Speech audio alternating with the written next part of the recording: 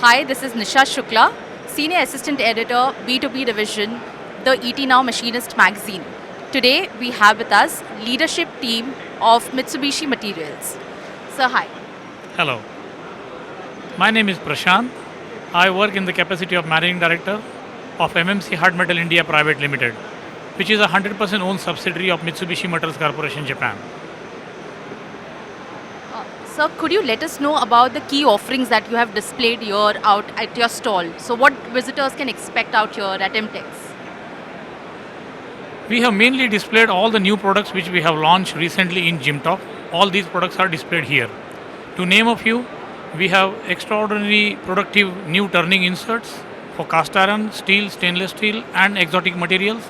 We have new varieties of drills, end mills, milling cutters, CBN insert, PCD products and so on. Sir, as you know, sustainability is a buzzword in the industry. So, could you let us know what are the key offerings you are, displaying in terms of sustainability? What are the key initiatives you are taking on the sustainability front? Great. Sustainability is the main thing which is talk of the town. The corporate philosophy of Mitsubishi Materials is for people, society and the earth, circulating resources for the sustainable future. At the moment, we are very proud to inform you that 56% of our material is used from recycling in 2025. And by 2030, we would like to take it to 80%. So by 2030, 80% of our products will be manufactured from recycled material. Well, that's amazing to know that, a lot of your materials will be recycled and manufactured.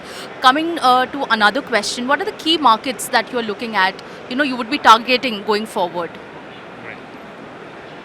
So as you know, India is the automotive hub for the world now, and automotive is the main market which we are catering now. Together with automotive, we have heavily diversified into aerospace, energy, oil and gas, medical, infra, and we are proud to say that we are number one solution provider in die and mold.